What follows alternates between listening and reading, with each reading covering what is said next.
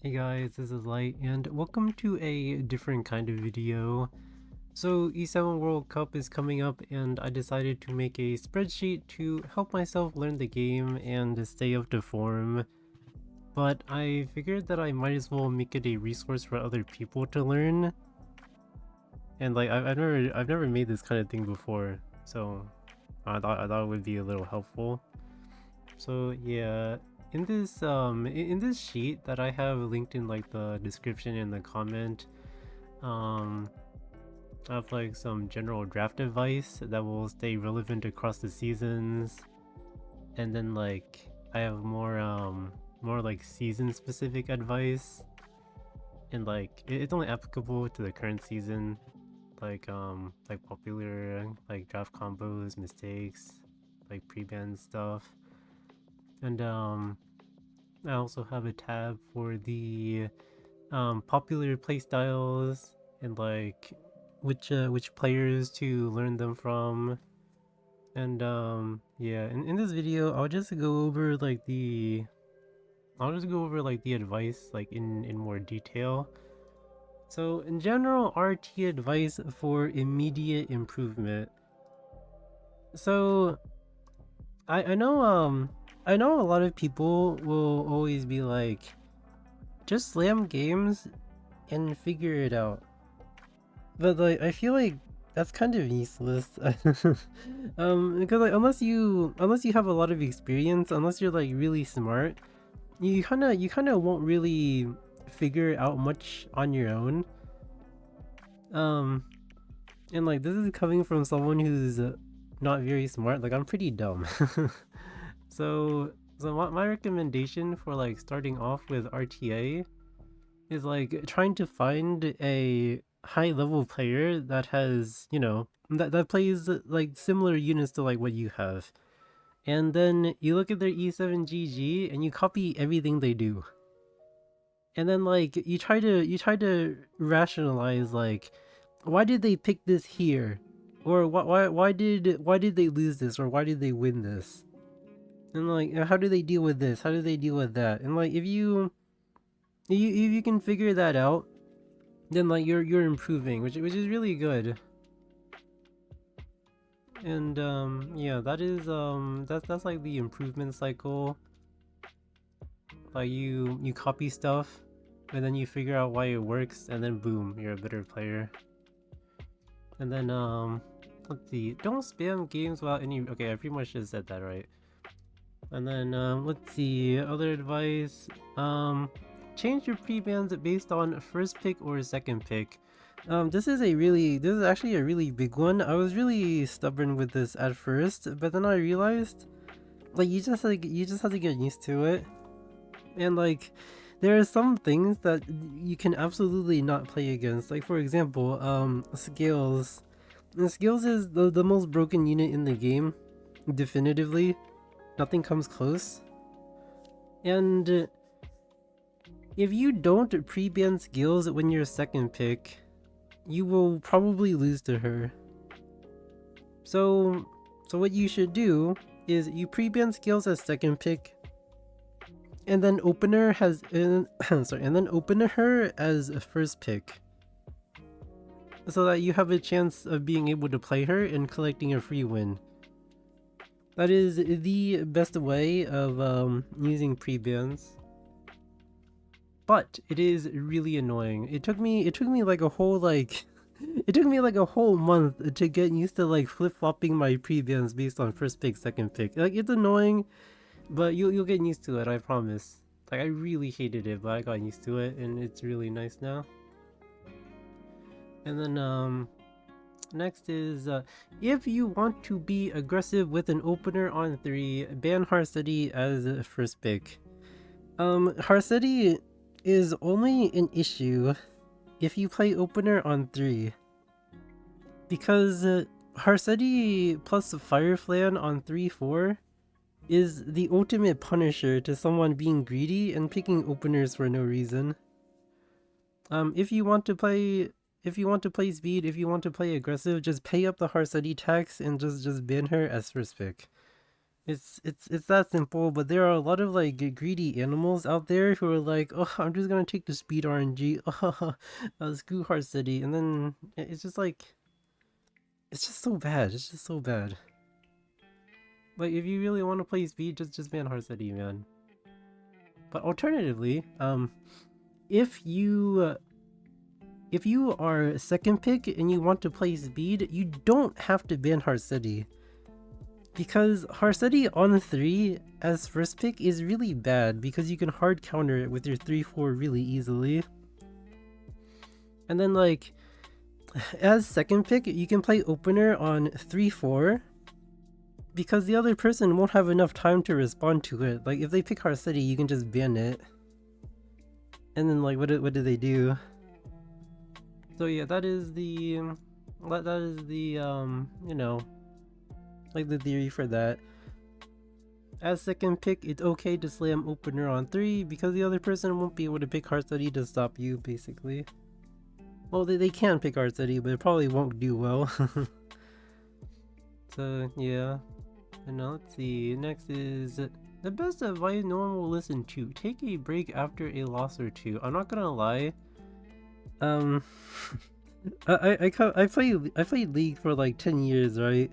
And the worst thing you can do is keep playing when you're mad and annoyed from losing. Like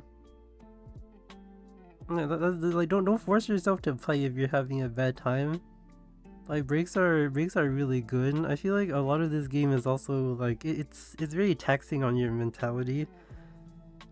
But like if you know, as long as you you don't get too toted and lose for fun, like you'll be fine. Let's see, pay attention to what the enemy pre-bans. People are very predictable.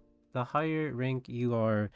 So in E7, playstyles are almost completely telegraphed based on pre-bans. Like, for example, if you see anyone pre-banning Bellion and Harceti, you absolutely know they're gonna cleave your butt with something. If someone's pre-banning, like, you know, DN and Tenebria, you know for sure that they're a slow player and they don't want to be debuffed to death.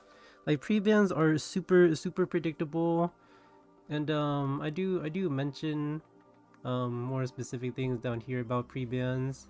But yeah, so the first thing, the first thing that happens in a game is the pre-bans, right? That's absolutely the most important thing, or that's like the first thing you look out for. So yeah, very important, because if you can predict what the enemy will do, it'll save you. It'll help you a lot. Like it'll keep you from picking bad stuff, right? Because like there are units that are blatantly bad into cleave, and like you can avoid picking them if you know they're cleaving, obviously. So yeah. And next is do not decide on your post ban until all units are picked. This is this is for building good habits. I know there will be streamers, including me, who are like, oh my god, I need to ban this no matter what. And that's because that's because like I know I'm getting outdrafted, or I know that for a fact that this guy won't be able to pick a better unit. So I'm like, screw it.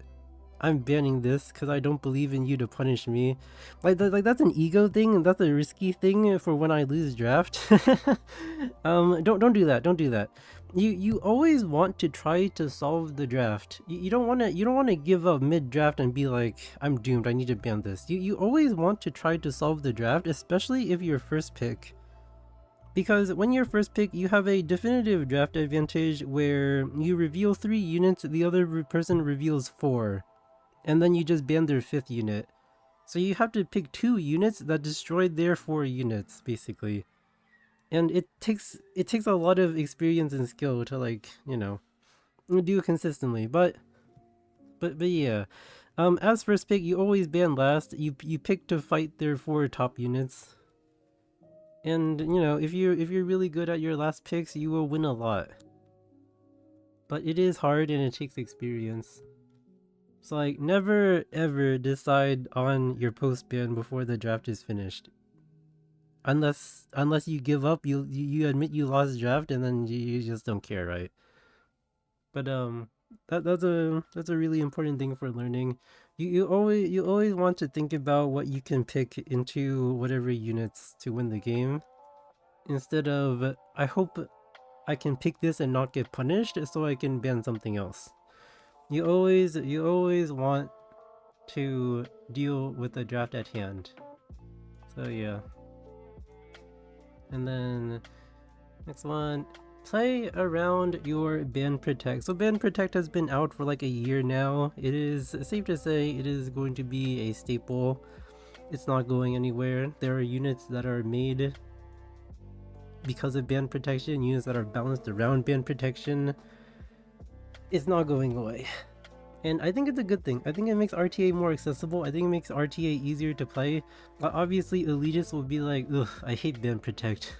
Ugh, game too easy with it. Ugh, ban protect. No, man. Like, who cares? It's just a game. And like, so sorry, I went on a tangent. So playing around your ban protect, there are three main things to ban protect, right? You can ban protect your mitigation if you're a turn 2 player. That's pretty standard. You can ban protect a damage dealer, and then pick 4 units to support that damage dealer. Or you can pick an opener in your ban protect, and then pick bridges for that opener. Like that's great, right? But you have to think about it like cohesively. Like you have to think about like reducing redundancy. For example, if I pick an opener on 3, do I need to pick more openers? No. If I pick mitigation on 3, do I need more mitigation? No. If I pick a damage dealer on 3, do I need to pick more damage dealers, or do I need to make sure my one damage dealer can carry the whole game? Like, it's that kind of thing. That's the whole point of ban protect, right? And it just depends. Like, that's not, like, it's not always the case where, like, you shouldn't pick an opener or you shouldn't pick a damage dealer. It really depends, but that's usually how it goes. A lot of the game is, like, reducing, like, redundancy, I guess. So, yeah. Playing around your ban protect is really important. For example, there are whole like playstyles based around it, like, you know, the opener on 3 cleaves, the like Celine on 3 carry draft, yada yada. And then 10, which just comes with playing the game. When you're playing, you have to keep your win condition in mind. You have to think about how you're gonna win the game. You have to think about how the game plays out. You have to think about interactions, right? You have to have the vision of you winning the game, which sounds really stupid, right?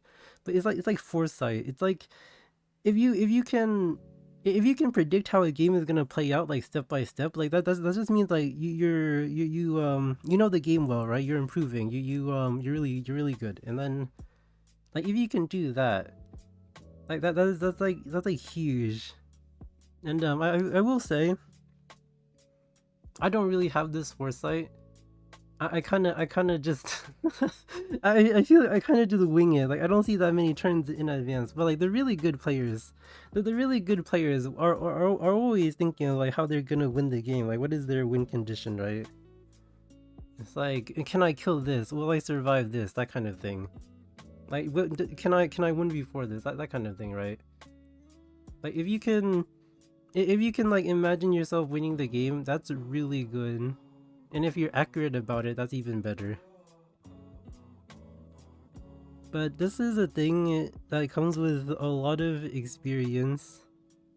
So I don't feel bad if like you start playing, you have no idea what's going on. It's just is 100% an experience thing. And then yeah, that is my general RTA advice. I'm gonna update this like as I work on this sheet. But yeah, that is my advice for now. I'm probably missing a lot, but I'll cover it eventually. And then we have more season specific advice, like super strong combos, super strong whatever. Like for example, Ross GN is OP. Obviously Yuha plus 3 Bellion plus Ross is OP. Chain reviving is OP. It's like these kind of things, like knowing like these combos and like applying them well, like it'll make you do really well. But yeah, nothing too crazy. And like we have like common draft mistakes, which is pretty self-explanatory. Like Arunka is good into single target DPS, but she blows into AoE damage dealers and debuffers, which is why, you know, she kind of had to fall off. Well, a lot of like some standard stuff. And then I have this section for like for like identifying what pre-bans mean. Like this will help your game. Like what units go up in priority based on the pre-bans, yada yada.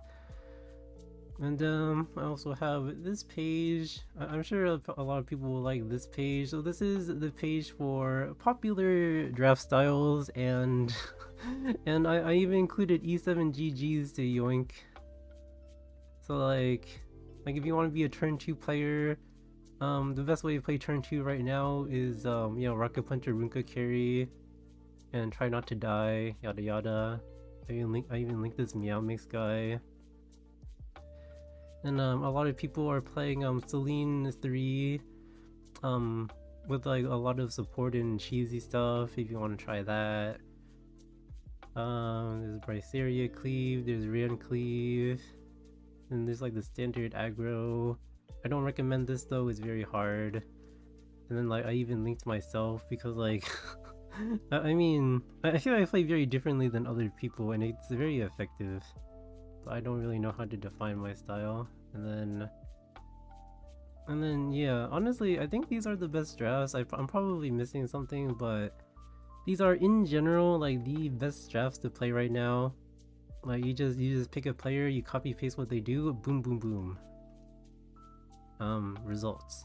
So yeah, and then these tabs, I'm gonna post like my logs in these, and I'll probably maybe you can learn something from them. But I think that's about it. I hope this helps you. If not, whatever. Anyway, thank you for watching. See you guys next time.